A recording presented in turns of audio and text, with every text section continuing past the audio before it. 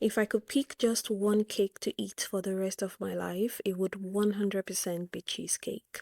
Served with freshly made whipped cream and berries, for me, that's the best dessert ever. And here is how I make it. For the crust, I like to use digestive cookies, but you can also use graham crackers. I'll add a bit of sugar and melted butter and then pulse this a couple of times in my food processor. Another way to do this is by crushing the cookies in a Ziploc bag and then adding the melted butter and sugar. I'll transfer that to a springform pan and then using a measuring cup, I'll just press it at the bottom and then on the sides. With that, the crust is ready. I'll set that aside and then get started on the cheesecake filling.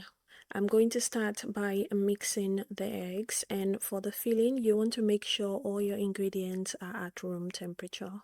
Then to a mixing bowl, add the softened cream cheese. I always use Philadelphia cream cheese because it's the best. Add the other ingredients, so the sugar, sour cream, vanilla extract, and a pinch of salt. Using the paddle attachment of my stand mixer, I'm going to give this a quick mix. You don't necessarily need a stand mixer for this recipe. You can also use a hand mixer or simply a large bowl and a hand whisk.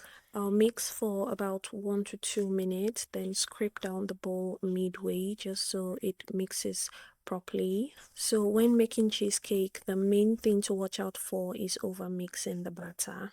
Over mixing just adds in too much air, which causes the cheesecake to rise too much in the oven, then crack as it cools.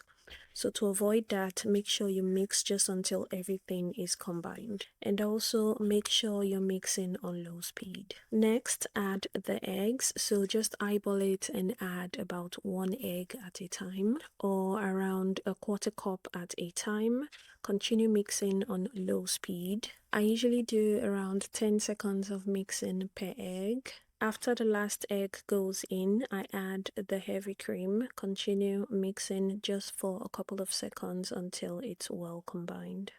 After mixing, I'll place a kitchen towel on the counter and then give the bowl a couple of taps just to get rid of any air bubbles. At this time, start preheating your oven to 320 degrees Fahrenheit or 160 degrees Celsius. Transfer the cheesecake filling to the already prepared crust. You can use a spatula to just level it so it's nice and smooth at the top.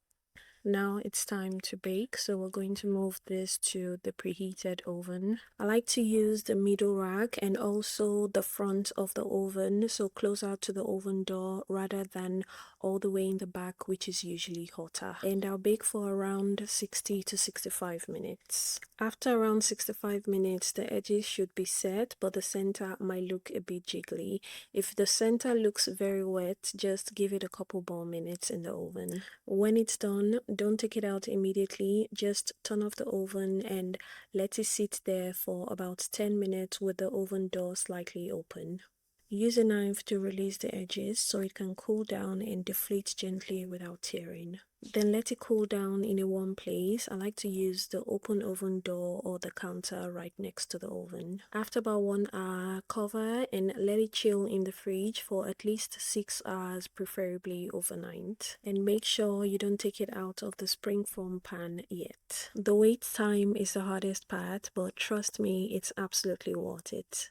Enjoy your cheesecake with whatever topping you prefer. I like it simple and I just used homemade whipped cream and some fresh berries. You can find more tips on how to make the best cheesecake on my website, kikifoodies.com. You're also going to find a full written detailed recipe there. And if you have any questions or comment about this recipe, feel free to leave me a comment or send me a DM on Instagram. Let me know what you think, and if you'll be trying this recipe out, don't forget to subscribe if you haven't done so already. Also, hit the notification bell so you get notified when I post a new recipe. If you're already subscribed to my channel, thank you so much for subscribing, and as always, I'll see you in the next one.